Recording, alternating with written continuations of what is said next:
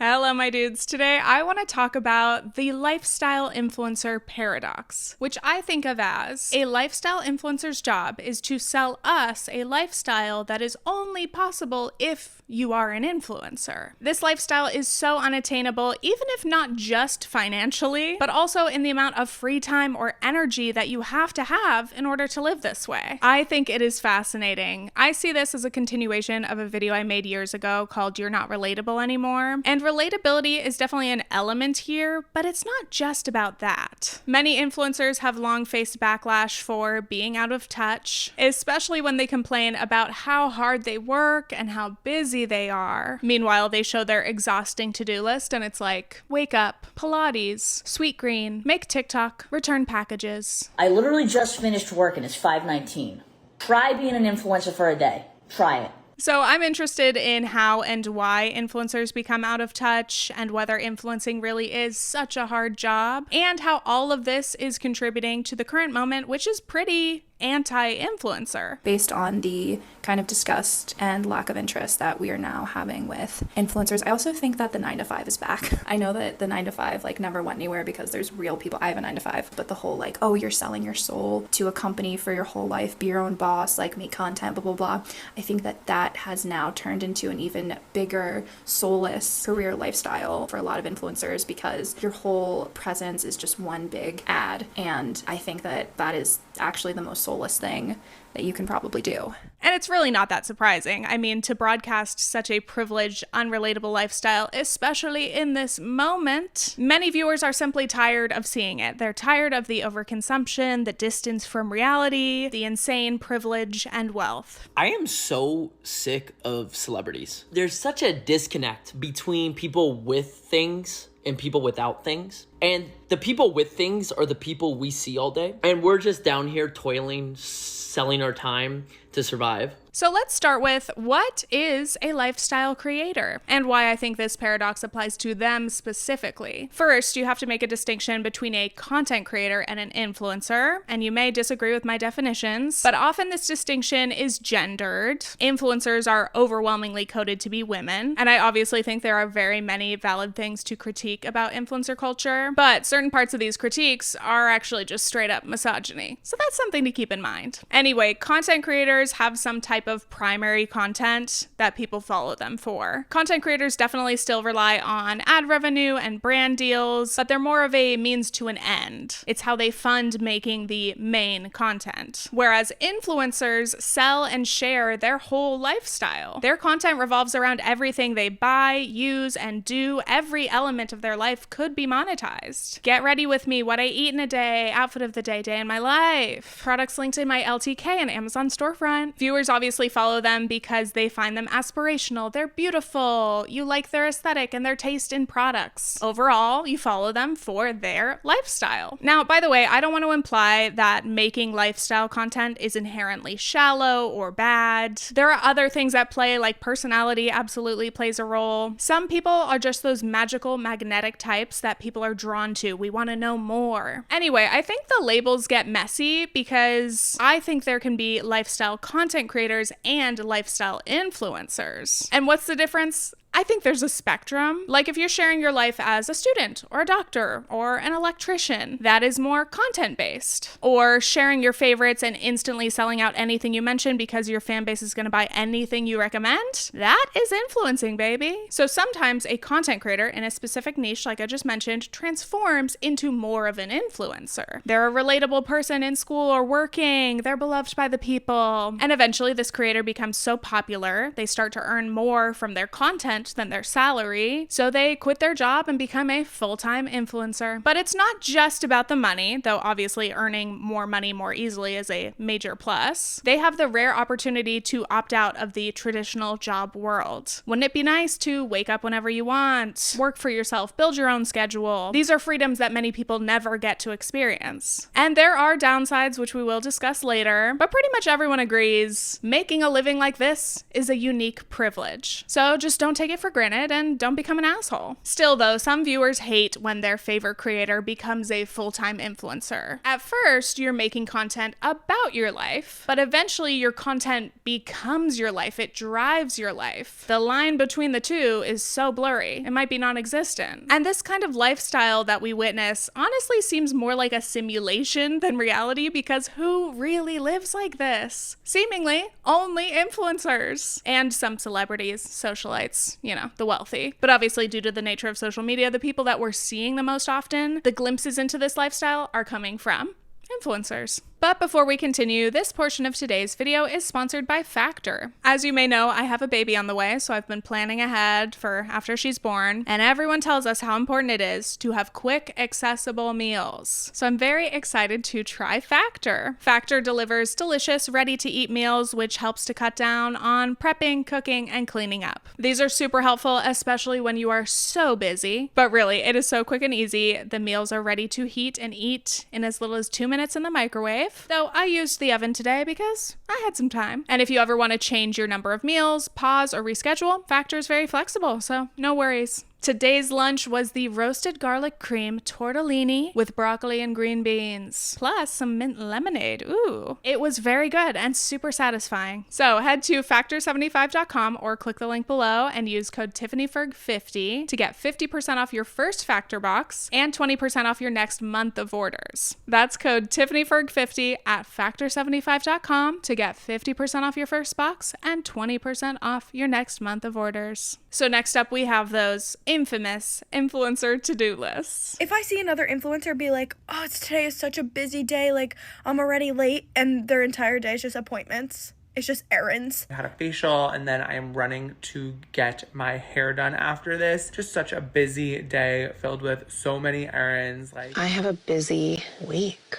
Do you? I mean, I feel like we Thursday, always do. Nobu, Vegas Friday. The other day, I saw an influencer's to-do list for the day. I'm not making this up. One of the items was light candle. Light candle. This is where people are really like, oh, you live like this. This is your day-to-day. This is the job? I can have an entire day where all I have to do is run errands and like drive around in my little car and check shit off of a list.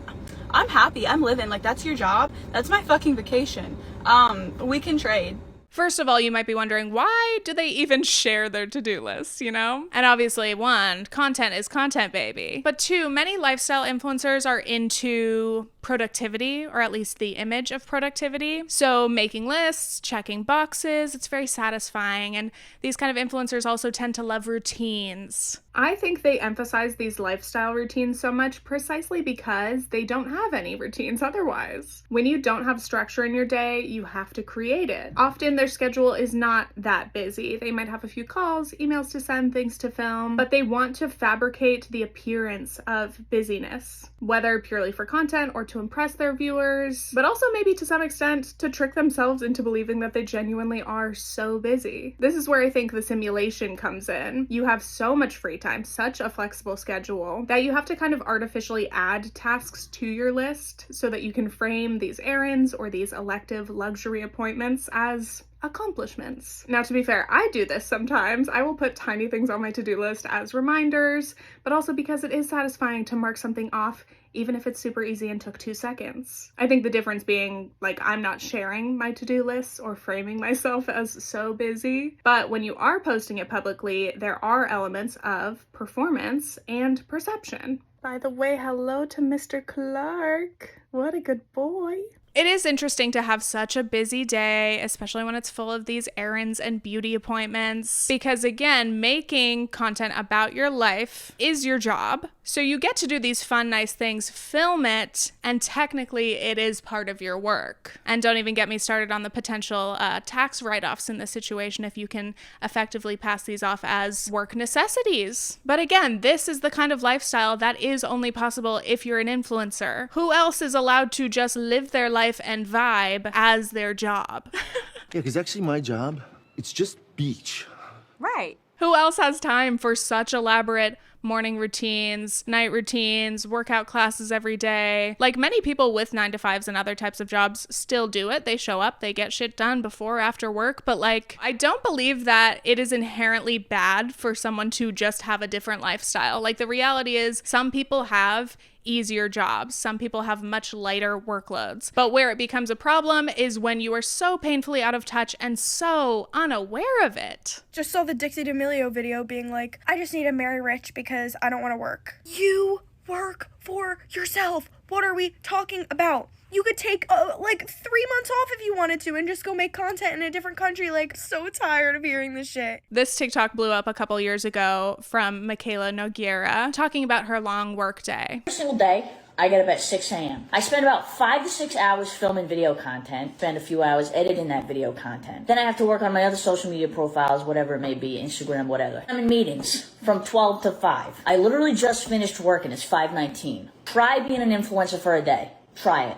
Because the people who say it's easy are so far out of their minds, try it for a day. It is not for everybody. In fact, it's for a very small handful of people who can actually do this job. You do not want to have this job. Obviously, people had many issues with this video. First of all, it's like the soundbite that was clipped by a lot of people was her being like, it's 5:19 and I just ended work. Everyone's like, yeah, that's when a lot of people end their work day. But to be fair, she did say that she woke up and started working around 6 a.m. So if that's true, she did have a long day. But the takeaway being, try being an influencer for a day. Try it as if, again, it is the most difficult job, the most taxing, as if many people wouldn't literally love to try being an influencer for a day. Yeah, please. To say that being an influencer is a job that nobody wants, why would you ever say that? Because absolutely anyone will be lucky to have that job. Again, to some people, even 12 hours of filming some stuff and sitting in meetings sounds good, especially when you're making millions, maybe. I also saw this TikTok about previous Love Island contestant Molly May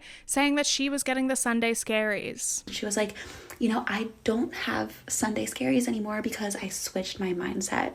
Instead of being scared for the work week, I just think about all the new opportunities I'm going to have. Oh my gosh. What do you mean, Sunday scaries? Like, what do you mean? First, we have to define what Sunday scaries are about for those who are unfamiliar. This typically refers to the Sunday before starting a work week, but it can apply to school as well. It's that feeling of dread for the upcoming week. Saying that you have the Sunday scaries is just a trendier way to say, I really fucking hate my job. Does anybody else experience the Sunday scaries so intensely that it completely paralyzes you? The thought of the weekend being over and I'm going to be facing Monday morning again, a whole nother 5 days of something that I absolutely do not want to do. So I think it is an interesting question. Can influencers even have Sunday scaries? Ultimately, what you are freelancers. You can't have Sunday scaries because you dictate your schedule. No one is throwing an all-hands meeting at 9 a.m. on your calendar. You may be dreading the work that you have to do that week, but it's not going to be reserved to Sunday. You actually probably work Sundays. You probably work 7 days a week. So why would Sunday scaries apply when you don't work a traditional schedule? So yeah, there's the question of like literally, do the Sunday scaries only apply to people who work like Monday through Friday? And I think you can use Sunday scaries literally or a little bit more casually, colloquially. But I do agree. I think the typical influencer's work week cannot be compared to a standard Monday through Friday job. And I loved this follow-up TikTok about what Molly May ended up getting up to on her Monday. I kid you not. Next post, hello Monday at the gym. After that, getting coffee. After that, she was at the Prada store. Do you want to know what I was so afraid of? I do think many influencers, especially people who have been in this space for a while, they need a reality check. They need a reminder of how hard other people are working for so much less money. You also cannot fail to acknowledge the work that you are putting in and the high wages you receive, because there's a lot of people that are working long, tedious hours and are barely getting through. Barely get vacations, barely get paid time off, barely get sick days. And do they make ends meet? Most of the time, not really. Knowing that you could be laid off at any point in time and have absolutely no income is the scariest thing. I saw this TikTok comment, influencers work hard, but they do not have hard work. It's different. And I do think that's a fair distinction. Like, again, I don't think everyone has to like necessarily compete about whose job is the hardest. There's no denying that like certain jobs are much more physically taxing, mentally, emotionally taxing. But yeah, I just don't think it's like super helpful to prove that you have the hardest work. Though I think it's important to acknowledge when you don't. Like, I can definitely say I struggle to do this job for other reasons, but it would be absurd and ridiculous for me to say this is the hardest job ever. Even out of the jobs that I've had, this is not the hardest job. Ultimately, again, you just have to be self-aware. I don't think you need to like punish yourself for being in a privileged position, because like that's kind of annoying too. Constantly being like, I'm so sorry, I'm so privileged when everyone else has such a shitty life. I just want to acknowledge my privilege. It's like, okay, shut up. Back to the whole issue of being out of touch. Like some influencers, many influencers actually, were born rich. They were born into money. That's what gave them the privileges and the access to be able to create this persona and find this success online. Like, again, it's not surprising that some of the people who are the most conventionally attractive or have interesting lives that people like watching have money. They started from a pretty aspirational place and they're only going up from there. Some influencers or content creators have never had another job. Some people got famous at like 13, 14, and this is what they've been doing ever since, which is cool, but also you're missing those crucial customer service hours. You've never worked retail or in food. That is an experience that will change you and your perspective forever. Another issue is when influencers have been influencers for so long that they've literally forgotten what the regular work world is like. They may have had all sorts of different work experiences in the past, but it's now been so long that they're disconnected from that reality. Like I myself, since I was a teenager, worked many service jobs, but I've been lucky enough to be doing this and sustaining myself from this since I think 2019 full time. And I can absolutely say I cannot relate. I've never had a 9-to-5. I've never worked in an office. So I'm sure sometimes even I'm like out of touch just by not having those experiences, but that's why I try to keep myself in check. I did not come from money, okay? But I think when you start making a lot more money from doing a lot less, it rewires your fucking brain. Like it makes it feel like money is this infinite thing, which you know it's not, but also it's like this cognitive dissonance. And I just started to talk about money in this very blasé way. And yes, getting out of touch financially is a major component. You're making a lot of money relatively easily, plus you're getting tons of PR, free meals, trips worth literally thousands of dollars. You get so much nice stuff, yet you're actually saving money because you're getting all that stuff for free. It's money that you don't have to spend on things like clothes, skincare, makeup. Like my friends would be like, oh, do you like this? Should I get this? $200 fucking lipstick or something. And I'd be like, oh my God, yes, it's the best thing ever. It's the best thing ever. Even though I did not pay for that shit. They would have to spend the $200. I would not have to spend the $200. So to me, of course, it's a really nice product because I got it for free, but it's $200 fucking dollars. Like, don't buy that shit. And I love that point. It brings me back to the idea of the paradox, or at least like the irony. So often influencers are telling you, you should buy these things that they got for free. Especially when you add like affiliate links to the mix, you have so much more incentive to promote things, and especially more expensive items that are going to give you a bigger commission. And even if you did spend your own money, it's a lot easier to say something is worth it when you have so much disposable income, or if that thing could be a tax write-off for you. Ultimately, the ways many influencers earn and spend money is just totally different from the average person's financial experience. And this brings up another point. Another issue is when content creators are chronically online or living in this social media focused echo chamber, when you're an influencer or content creator and all your friends are as well, it is so easy to forget what real life is like or what other people are doing, how they work. It also, of course, makes you focus so much more on the internet. I mean, many of us are chronically online. Welcome to internet analysis, I know. There are ways to respect and enjoy and focus on your work online while also living in the offline world. I think you have to have balance, otherwise you will lose it. And so they've literally molded their reality to what's happening online. They think online, that is real life. Like, that's all there is. For me, it was kind of the same thing. Like, my whole life is on my phone. I'm on my phone all fucking day. But also, I'm just like consuming content because that's my fucking job. And I was consuming this like vapid content. To do well online, you have to know what's going on online. Like, you have to be up to date with trends, and like that became my reality. And like I said, it rotted my fucking brain. Like, oh my God. Again, this is why I think so many influencers have a distorted perception of reality. Their work is based on creating this simulation of a life, but their life lacks structure and sometimes lacks purpose. For most people, this is hard to imagine because they would love to have too much spare time or too much freedom. But I think for a lot of influencers, it can actually make their life worse. I think that's another reason influencers complain or say that the job is hard.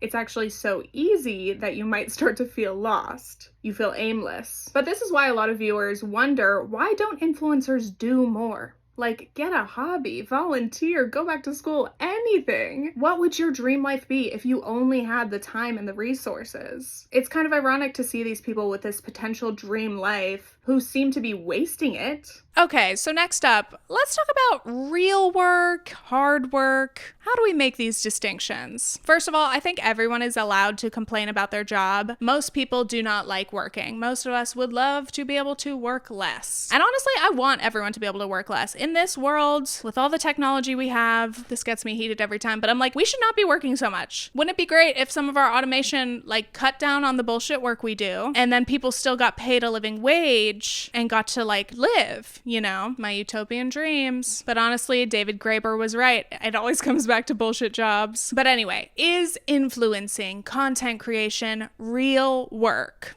Yes, it is. Briefly, let me jump in with what I think are the worst parts of the job, or at least are for me. Emotionally, mentally, and psychologically, this job can really mess with you. And I made a video about that, about video essays melting my brain. I also made another video about why YouTubers quit, especially when I'm already in a bad state of mind, when my mental state is already shaky. Even the simplest thing, making a video, seems impossible. Then you add in things like potential stalkers, or, you know, there's been recent discourse about snark pages. This is where we see similarities with traditional celebrities. The work might look relatively easy and glamorous, but I think being famous or any sort of public figure can be actually incredibly intense, scary, and painful at times. So yeah, I think for me, that's where this job is the worst. Because I think even people in my life are like, oh my gosh, you're so lucky. And yes, but not when I am tormented by my own mind or just a general fear of the internet, fear of being perceived. I feel like I'm fighting shadows most of the time, but it doesn't make that fear or anxiety any less real to me. But I will say, like, the scope of work, the amount of hours that you work, the intensity definitely depends from creator to creator. How much are you outsourcing? Do you have a team working for you, or are you working alone? Again, the boundary of what is or isn't work can be blurry, because technically being on social media, scrolling, that's market research, I think. You know, you're evaluating your peers, you're researching trends. I'm joking, but I'm like, it is a pretty big part of any content creator's life. But again, this is where it gets a little messy when some influencers talk about like, oh, I'm working 24/7. It's like, are you? Because yeah, my screen time's atrocious, but that, I wouldn't call all of that work, personally. Some influencers genuinely work much more than 40 hours a week. Some work very minimally. So there's really no way to do any like broad strokes about what it means to be an influencer. And this is similar to other freelancing jobs in general. When you're working for yourself and you're able to take on as many or as little projects as you want, your actual day-to-day workday, your schedule, can be very different from anyone else's, and it can also change from day to day or the next week. I found this interesting comment thread on TikTok. Someone said, influencers are so disconnected from the reality around them. I understand editing and filming takes long, but it is not comparable to actually working. And someone replied, actual work isn't even actual work. I work in accounting, and literally nothing would happen if I left for 2 weeks. Again, bringing it back to bullshit jobs. A lot of times, like, we want to pretend like we work a lot more or we're a lot busier than we are, you know? So I appreciate when someone could be like, honestly, yeah, nothing would happen. The world goes on. Because again, our value is not based based in our productivity. I don't care about how much of a worker bee you are. I'm not interested in this competition. I'm mad that people have to work bullshit jobs. I'm not going to get into it again. But then another influencer replied and said there is a lot more to it. Marketing strategy, business development, pitching, admin, invoicing, bookkeeping, managing staff. And the original poster replied, influencers don't do that themselves. They have agents and managers. And this is where I want to cut in with, again, only my personal experience. I don't know how every other creator works, but I will say typically when it comes to people having like managers, like I have a manager, I have management, they manage my brand deals. They help me negotiate those, thank God, because I do not want to do that. I have no desire. I think a lot of times when people hear manager, they think that that means, you know, you have this person who is fully managing your entire business. And some people do have management like that, but I think that's a lot more rare. But yeah, personally, like a lot of the other tasks that I do, I track all my work. I use a thing called Clockify because I'm interested in seeing the data, like how much do I work? How long does each video take me? I have a task that I just call housekeeping, which includes emails, admin, some of payroll stuff or paying contractors, a bit of bookkeeping. Some of that comes down to me as well, which makes sense. Again, I'm sure a lot of freelancers in general can relate. Anyway, then I saw another TikTok comment where someone said, I think as non-influencers, it's hard to empathize or understand it because it looks like you're just living someone's normal weekend like every day. And OP replied, totally get this, and that's why I say it's our fault for not showing the everyday behind the scenes. Now, this is an interesting question. I'd love you guys to answer. Are you even interested in the behind the scenes from creators that you follow? There are some people like Hannah Witten. I love to know how she works because she's very productive, very efficient, very organized, and I find that inspiring. I love to hear how like my creator friends and mutuals work because everyone does things differently. But I don't know if all of our audiences would be interested or nearly as interested as our main content. And when it comes to like a lifestyle influencer, there's this running joke about lifestyle girlies calling this computer work. First of all, that's just such a funny name for it. I think there's like an unseriousness to the term computer work. It almost sounds like a kid being like, I am going to my adult job doing computer work. It's like, do you mean just like replying to a few emails and like responding to your management? Which like, okay, valid, but... So anyway, a lot of lifestyle creators don't show much of their work because on one hand, first of all, it's very meta. Like if you're setting up a shot, then you have to set up another shot to film yourself setting up the shot. And it's like, Oh, so could you not walk your dog in front? I'm just gonna do a video of me getting into the car real quick and then you can go. Okay. All right. there are some ways to film some interesting B-roll to fill in your vlog or whatever, but the reality is that anyone working on their computer or their phone is just not going to make the most interesting content for the most part. And many people do have some sort of computer work for their job, and when they're relaxing and watching their favorite content, they probably don't want to watch or hear you talk about sitting on your computer. People want to see the more exciting parts of your day. And final thoughts. Back to the point I made at the beginning of the video about how we're in this anti-influencer moment. I think we're also in a very anti-celebrity moment. The collective is extremely tired of brain rot content. I myself have enjoyed influencer content, the daily vlogs, the running from yoga to aloe, sweet green, and then to like a Hailey Bieber road pop-up for the, I guess, anthropology lens that it provides. It is a real group of people that really does live that way, and it's kind of interesting. Like, I agree. I love that point. Like, obviously, I think influencers are fascinating to study. I mean, it's kind of my job. But yeah, I think at a point many viewers have realized this content, it's bad for me. It's not helping me. It's kind of mindless and not even in a relaxing way. In the last couple months, I am so tired of it because now all I can see it as is overindulgent and just very plastic. It can make you painfully jealous or envious. You might feel bitter that some people have it so easy, or you might just become a little too focused on shallow things. Buy, consume. But what's also interesting is that I think making this kind of content can be bad for the creators as well. I really appreciated this insight. I feel like becoming a full-time influencer literally made me stupid as fuck.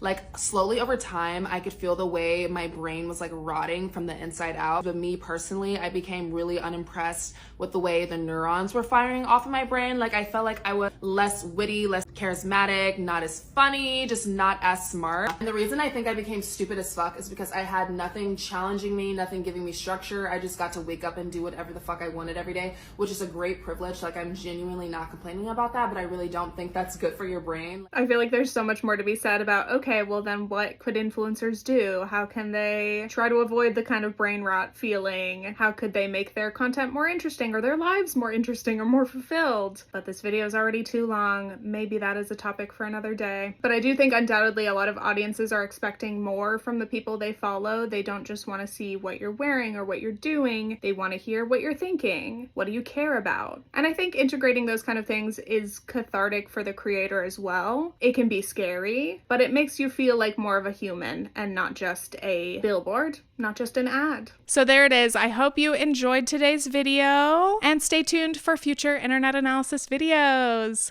I'm trying to do as many videos as I can before baby comes, and then maternity leave. I'm going to take some amount of time off, but honestly, I'm very scared because of, you know, the algorithm. And also if I don't have money coming in, that's scary.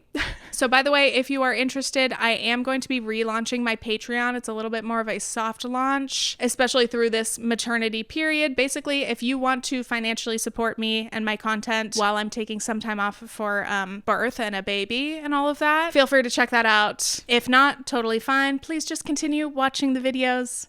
Give me a little thumbs up, give me a little comment, any sort of engagement helps. If you haven't seen my last videos, I made a lot of videos in June. Look at me being productive. Look at me finally finishing scripts.